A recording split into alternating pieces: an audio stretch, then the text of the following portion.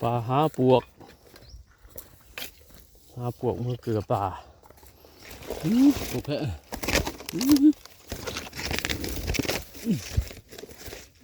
ใช้ไว้เถอะ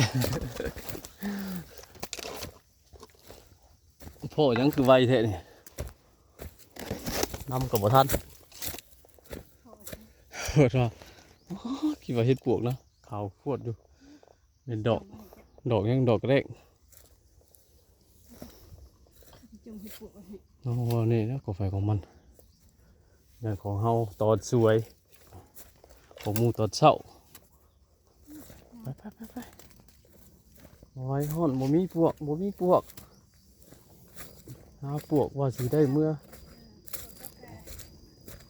เกลือปลาจักหัวสิดอกเด็ดชับในป่า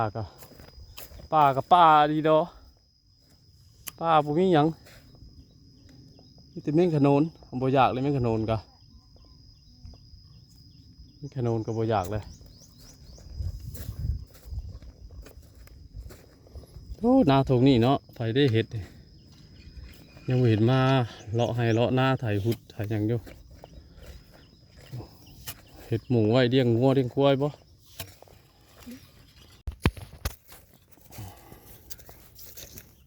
เลาะทงเลาะทาเลาะให้เลาะหน้าบ่ได้ไปทางใดก็มาเลาะหน้าหมกตาลก๊กนี่แก่แล้วหน่อยเนาะป้าดกครับตาลก๊กนี่กะคนขึ้นพุ่นนะนี่มันสูงเกินก๊กนี่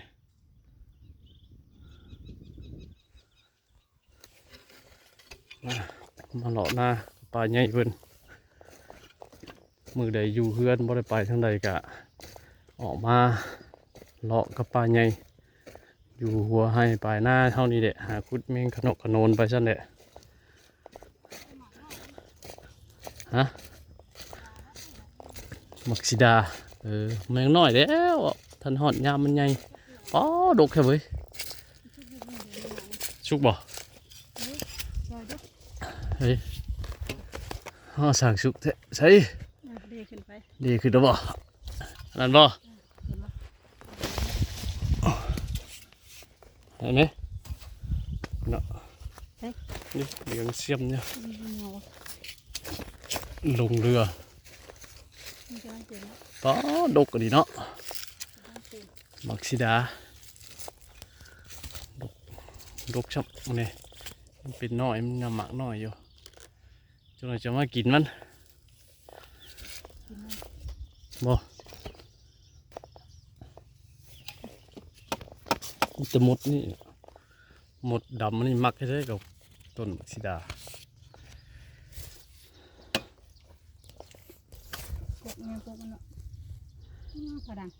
ใช่เสียงเครื่องบิน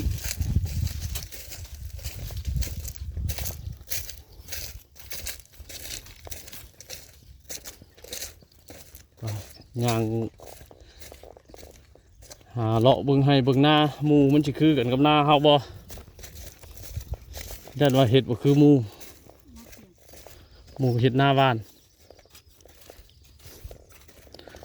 คือกันแต่ละเจ้าก็เห็ดบ่คือกันแตกต่างกันไปผู้หนึ่งเห็ดที่ผู้หนึ่งเห็ดห้างผู้หนึ่งมักหน่อยผู้หนึ่งมักลายอันนี้ก็หน้าบ้านฮะจะติง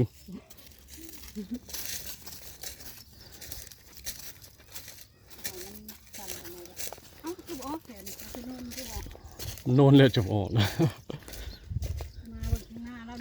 ที่จะตีได้คักก็ดีอันนี้คือว่าอันนี้ถือว่าเราจะได้ร้ายอย่างนี้เราก็เห็ดเป็นแท้นั่นเนาะจุ่มบ่อให้นี่บ่ได้นำบันไดเลยมึงคุณเดี๋ยวไม่หย่อนจักเลยบ่บ้านกันเนาะให้ใหญ่เนาะแล้วแต่ผู้สิเฮ็ดเนาะไปเฮ็ดห้างเฮ็ดที่มันแม่นเครื่องหยอดเด้แล้วแต่ผู้มักมันมือเฮาเฮ็ดเองเนาะใครจะได้ลายก็วาดหลายที่วาดหลายผ ลตอบแทนออกมาก็ได้หลาย นี่ขั้นน่ะจักใหญ่จักน้อยจัก เราจะปลูกข้าวใช่ จักนำข้าวใช่ เขาให้บ่โอ้ที่ดีเขาเฮ็ดเนาะ เบิ่งกัน ที่ดีไหมขนาดมันหากระขึ้นนี่ก็ ข้าวใส่พี่น้องเด้อเนาะคณะ เป็นปุ๊บอยู่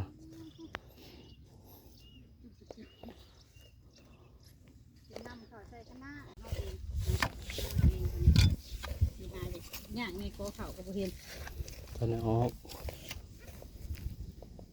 กกบ่มันเหี่ยวเนาะมัน เป็นข้าวเจ้า เป็นข้าวเจ้ามันสูงมันบ่ต่ำคือเขา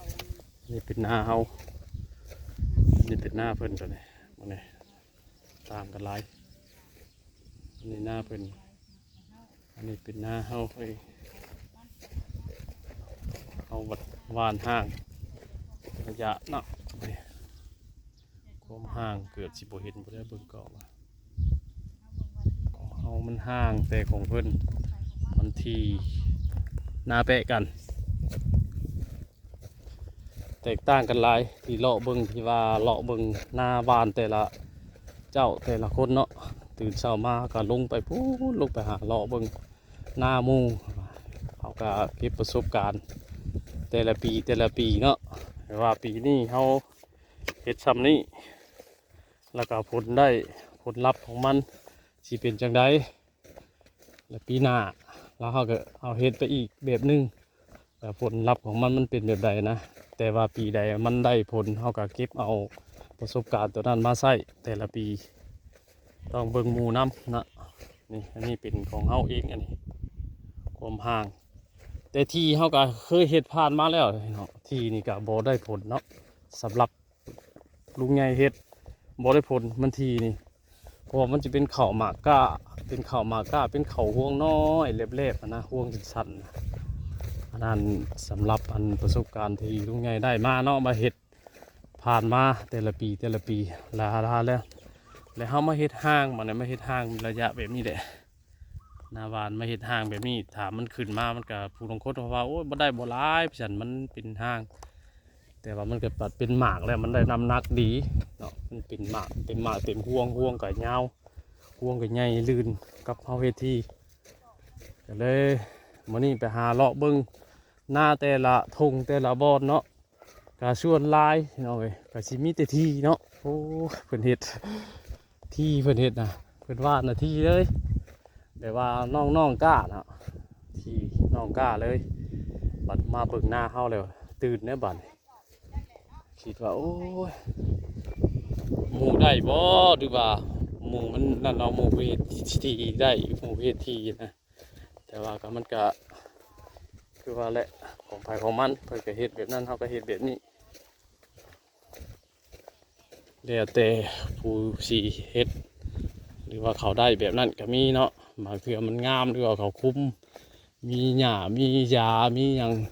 ปรับปรุงบำรุงมันแต่ทางเฮานี่เน้นแบบธรรมชาติบ่ได้คอยฉีดยาบ่ได้คอยใส่ปุ๋ย